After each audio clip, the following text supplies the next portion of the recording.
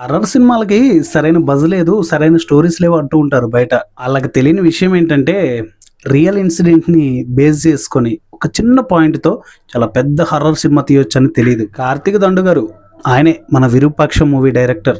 ఆయన హిట్ కొడుతున్నారు. ఇలాంటి దాంట్లో తోపని నిరూపించుకుంటున్నాడని క్లియర్‌గా అర్థమవుతుంది భయ్యా. 'వృషకర్మ' గ్లింప్స్ చూసాను. నాగ చైతన్య గారికి మళ్ళీ ఒక హిట్ దొరికిందనిపించింది. Hi hello film lovers, welcome to Jigel Raja. ఈరోజు మన టాపిక్ ఏంటంటే, నాగ చైతన్య గారు హీరోగా అండ్ కార్తీక్ దండు గారి డైరెక్షన్లో నెక్స్ట్ అంటే సెకండ్ మూవీ రాబోతుంది. ఆ సెకండ్ మూవీ పేరే 'వృషకర్మ'. నాగ చైతన్య గారు ఇలాంటి ఒక హర్రర్ జోనర్ చేస్తారు అని తెలిసినప్పుడే ఒక ఎగ్జైట్ క్రియేట్ అయింది. సో ఇప్పుడు రిలీజ్ అయిన గ్లిమ్స్ ఆ ఎగ్జైట్ని డబల్ చేసేసింది. ఎందుకంటే మనకి కార్తీక్ దండు గారు తీసిన ఫస్ట్ మూవీ 'విరూపాక్ష'. 'విరూపాక్ష'తో అంత పెద్ద హై లెవెల్కి వెళ్ళారా అంటే డైరెక్టర్గా ఆయన హిట్ కొట్టారని చెప్పుకోవాలి. ఎందుకంటే హర్రర్లో ఒక డిఫరెంట్ జోనర్ని అటెంప్ట్ చేసి జనాలకు పరిచయం చేశారు. అట్ ఎ టైం ఇప్పుడు ప్రజెంట్ 'వృషకర్మ' ఈ గ్లిమ్స్ తోటి, ఈ రాబోయే ఈ మూవీ తోటి నెక్స్ట్ లెవెల్ అంటే హర్రర్ జోనర్స్ ఇలాగే కాదు ఇలా కూడా తీయొచ్చు అనే ఒక ట్రెండ్ సెట్ చేస్తారేమో అనిపిస్తుంది. అసలు ఏముంది భయ్య గ్లిమ్స్ ఎలా ఉందంటే, ఇంకా టీజర్ ఉంటుంది, ట్రైలర్ ఉంటుంది, సాంగ్స్ ఉంటాయి. అసలు వేరే లెవెల్. నాగ చైతన్య గారికి అంటే ఆయన కెరియర్లో ది బెస్ట్ మూవీ కావబోతుంది 'వృషకర్మ' మూవీ అయితే. ఈ గ్లిమ్స్ గురించి మనం ఇన్ డెప్త్గా డిస్కస్ చేద్దాం.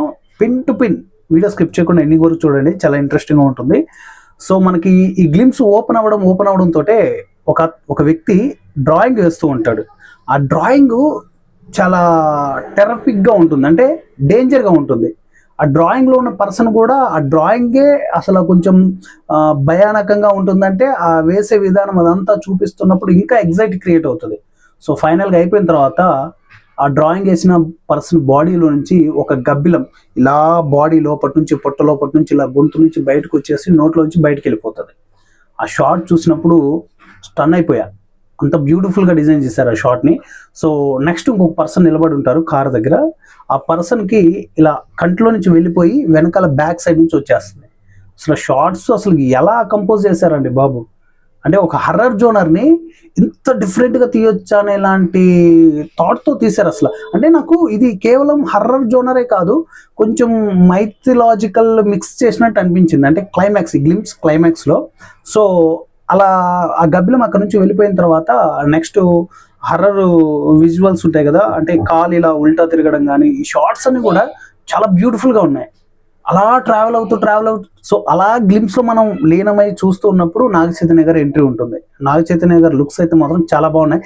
అంటే బయట ఆయన లుక్స్ చూసి ఏంట్రా ఇంత దారుణంగా ఇటు సైడ్ మొత్తం కొట్టేశారు, ఇంత దారుణంగా ఉంది ఏంటి లుక్ అనుకున్నాను. సో మూవీలో ఆ లుక్ మాత్రం నెక్స్ట్ లెవెల్ ఉంది భయ్యా. అసలుకి నాగ చైతన్య గారు ఇలాంటి మూవీ చేస్తారని అస్సలు ఎక్స్పెక్ట్ చేయలేదు.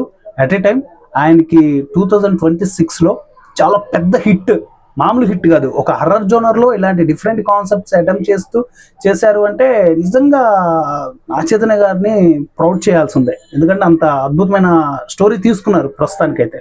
సో ఇంకా అది మూవీ హిట్ అవుతుందా లేదా అనేసి ఇక మూవీ వచ్చినాక చూడాలి.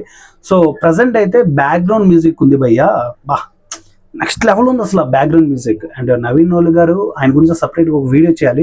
ఇప్పుడు ప్రజెంట్ ఎంత పెద్ద మూవీ వచ్చినా కూడా నవీన్ నోలి మాత్రమే ఎడిటర్, ఇరగొట్టేస్తున్నారు ఎడిటింగ్లో అయితే మాత్రం. చాలా అంటే చాలా బాగుంది గ్లిమ్స్.